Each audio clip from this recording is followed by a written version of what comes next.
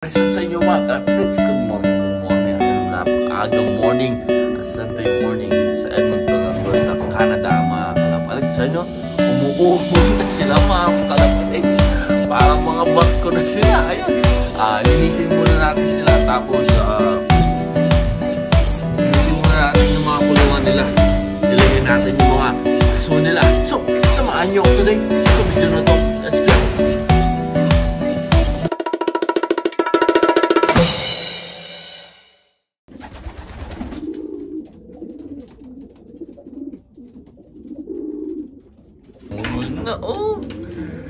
Nakaupo na yung mga hen.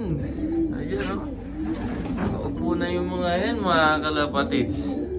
Ayan, maano na to 7 days magmula nung pinagpares natin sila. Ayan sila. Ayan yung mga condition nila ngayon. Ganda ng mga popes.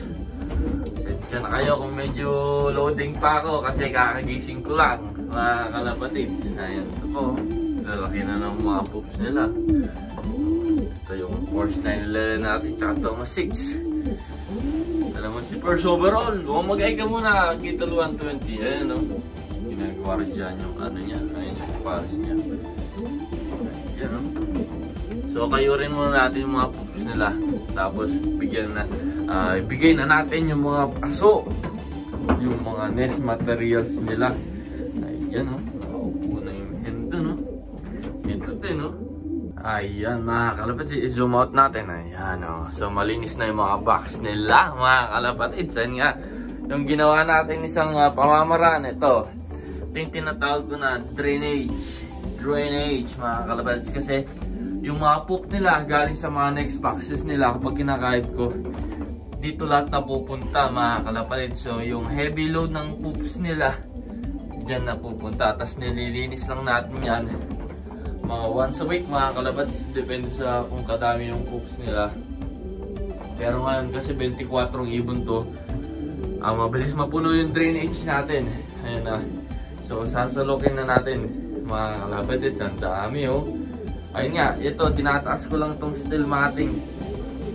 Pag nagkukudkod ako para diretso dyan, di nagsisitagugan. Ayan mga kalapatid, so tapos na natin kayo rin yung poops dun sa drainage natin. So kung may time tayo kapag umaga, tapos pag gabi, ayan lagi yung ginagawa to. Bubuksan ko lang yung isang box, tapos magkakastahan yung mga hen tsaka yung barako. Ayun, ang mukha nito, binuksan ko yung box nila.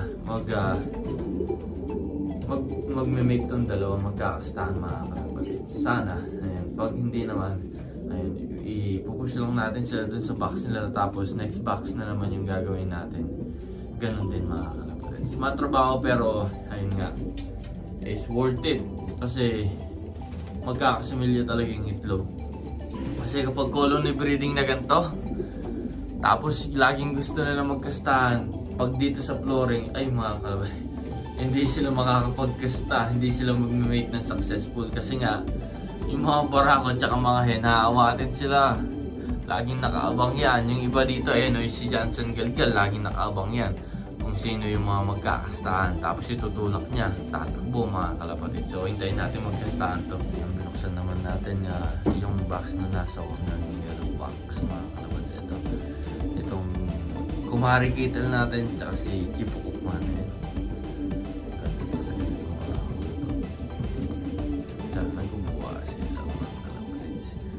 So, ganun ulit. Nagbukas tayo ng isang box.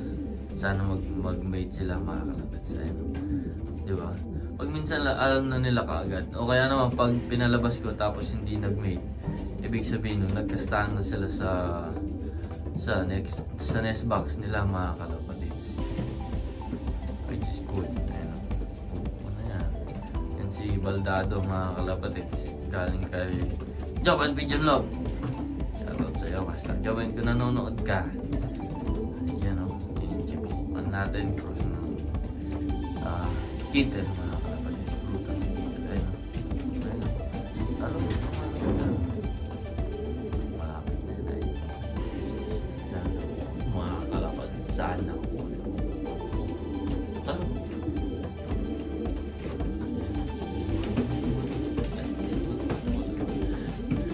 Parang yung nakabaldado niyang pakpak.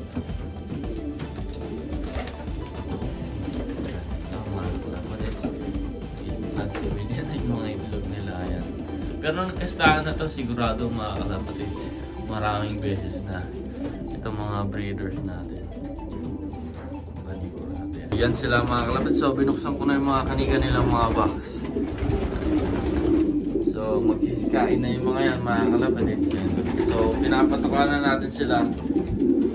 24/7 may patuka sila dyan.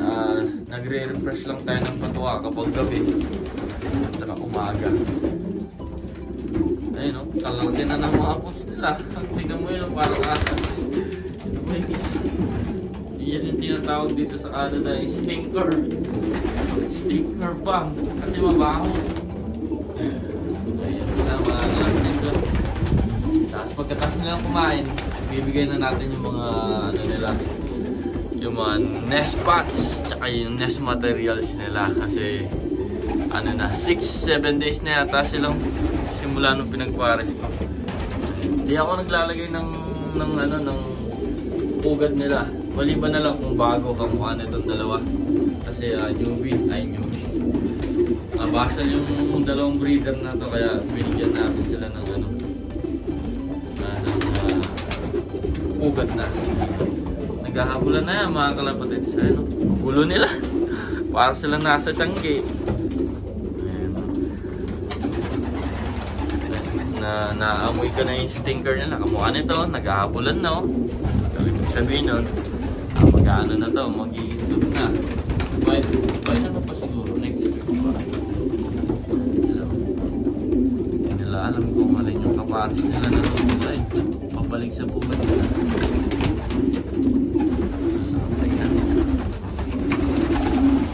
Ayan, ang gugulo nila. Habol dito, habol doon. Mga kalapatids, nag-aabulan na. Ayan o, pinapabalik sa bubad niya. Ayan din yung isa, si Porsche 911 natin. Tsaka si, Porsche 911. Tsaka si Kittle 120. Ito, pinapabalik na sa bubad. Ayan, saan napunta doon. Ayan o. Kain lang kayo. Ayan nga, tapos nilagay na natin yung tubig nila kasi 24/7 dapat may tubig din sila. Naka-electrolyte sila ngayon. Kasi nga, ayun, walang tigil sa pagbarako, walang tigil sa paghahabol. Ayun nga mga kalapatids, yung setup ko ito. Dito sa side na to, nandito lahat yung grits and minerals na kailangan nila. Ayan. So, pinapabalik-balik lang natin itong grits na to. Sinishake lang natin ulit para hindi masayang. All-in-one grits. Yung mga babae, grabe na yung intake nila ng mga grits and minerals. Yun ang indication na gumagawa na sila ng itlog sa katawan nila. Yung mga magtatay, ito, yung blue bar, yung checkered na yan, tsaka ito, ayan, magtatay yan mga kalapatids. Grabe yung barako nila. Ito, biglang nagbago yung itsura mga kalapatids. Biglang nagbago. Mas naging kamukha niya itong tatay niya. Ito yung tatay, ayun yung anak. Ito yung tatay, ito yung anak. Ito yung tatay tsaka nanay. Kasi isang checkered. Yun naman yung anak mga kalapatid. Yung anak nila, gaganda ng record. Yung isang anak nila, si Kittle 120, ayan, first overall champion. Yung isang anak naman nila, 8th ace overall champion. Yung isang anak naman nila is pang third dun sa second race mga kalapatids. Smash race yun, pang second. Itong si 4167. Ayan, tumukha din siya ng tatay niya. Ito, bali itong dalawang to, magtatay to. Ayan, ito yung nanay niya. Ayan. Tatlo yung anak nila. Ginawa natin lahat breeder kasi maganda yung record tsaka maganda yung mga ginagawa. Ayan sila.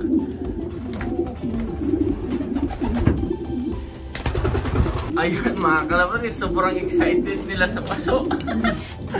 Nilagay ko lang dito para i-ready natin. Ayun yung mga barako. Nakita nila kaagad yung mga paso. Ayan o, pati yung mga hen. Mga kalapatid. Mga may dreados. mga super excited sa mga paso nila. Lahat nakatingin sa paso. Paglapag ko dito, nakakalimutan sa siya itong magtatay ito. Ayan. Kinliming 2 paso sa tuktok. Ay, yung mga babae, tinginan silang lahat. Ayan mga kalapatid. Magtatay ito, gital ganda. So ito mga kalapatid, tips ko lang sa inyo. Kapag gagawa kayo ng paso, dapat ganito yung shape mga kalapatid. Pa-curve sa baba, pa ganun. Kasi yun yung ideal para sa itlog, para malimliman na maayos. Tapos sa mga inakay, napaka-importante nyon sa inakay. Kapag pa-curve yung pa-curve yung baba, kamukha nito, tanggalin ko to. Ayun, pa-curve yung baba, hindi siya flat mga kalapatid. Ibig sabihin, yung sa gilid niya is nakapa-curve. Gulo ko, puro pa-curve nga. Kasi kapag hindi siya pa-curve flat mga kalapatid, is tendency nun, yung itlog hindi malilimliman ng ayos. Tapos is kapag magpipisaan yung mga inakay, yung development nila ng paa, merong magiging sakang mga kalapatids, merong magiging baliko yung pitso. Halata ko yan mga kalapatids kasi yan nga, may mga nakikita ko na flat yung tapos baliko yung pitso, which is magpangit yun kapag nag-raise yung ibon tapos baliko yung pitso. Kumbaga yung barko mga kalapatids, yung pitso ng barko tabingi, so magiging tabingi din yung lipad ng ibon mga kalapatids, mahirapan lang. Pero ayan yun yung isa kong tips mga kalapatids, gamitin nyo yung pasong ganito, ayan. O kaya gawin nyo ng paraan, pag kundi kayo makabili ng ganito, gawin nyo ng paraan na maging curve. Kasi yung inakay, di ba, pag maliit yan, nandito lang. Pero pag lumalaki na lumalaki, na-occupy yung space dito. Ayan which is magsisettle sila sa gitna. Hindi yung pitcho nila magiging straight kapag ganun. So, ibigay na natin tong paso nila mga kalapatids. Ayan mag-produce kayo ng ng champion mga kalapatids. Ayan mag-produce kayo ng champion kahit winner lang sa OLR. Ayan.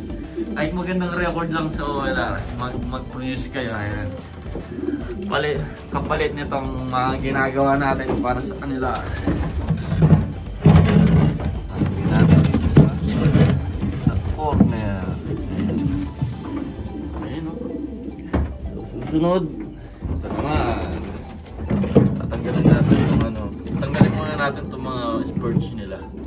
Ayan mga kalapatid, so nakalagay naman yung mga paso nila, kung makikita nyo. Kanina lahat nasa labas. Ngayon walang sa labas mga kalapatid, nandito lahat. Ayan sila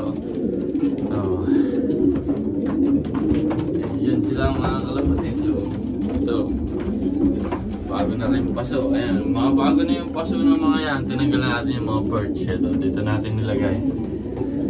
Magsisitugan na yan mga kalapatid. So yun sasarap panoorin. Lalong lumakas yung ungol nila. Ngayon pag ganyan, sobrang saya ng mga hen. Kapag kasi matagal na nilang hinihintay yung paso. Mga 3 days ago pa hinihintay na nila yung paso. Kasi hindi tayo kagad naglalagay ng paso. Guguluhin lang nila. Nakakalabatin.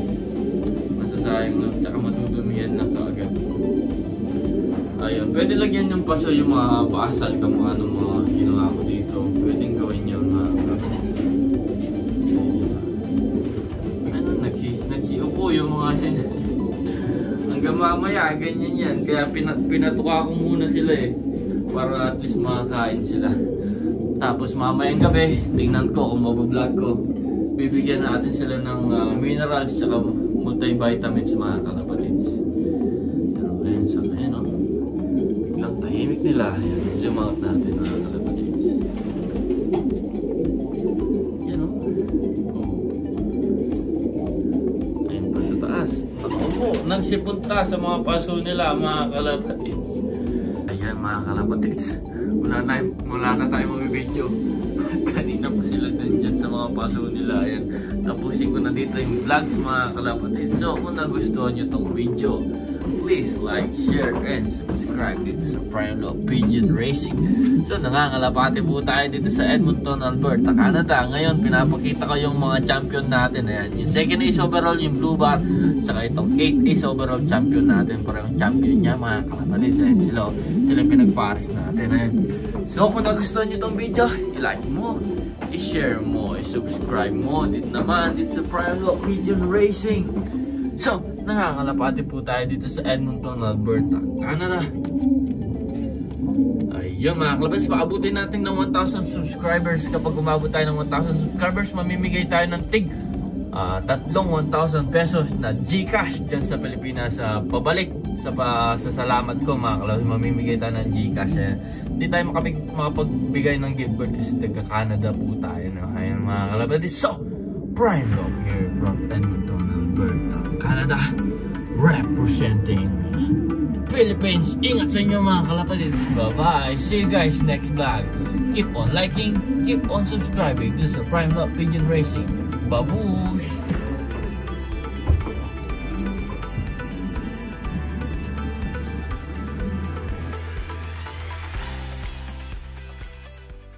Mga kalapatids, may si Kito 120. Dumating na si Kito 120, 115.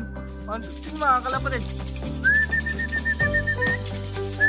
Nagmamadali oh.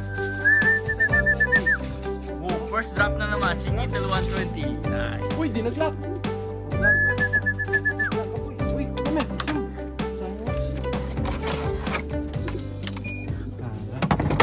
Di pa nag-clock. Kailangan natin clock. Sayang yung oras. Pasok ka na. Nice. 115. Nice. 150, expected yun. Nice. Galing. Bilis. Ayun siya. Uminom mo.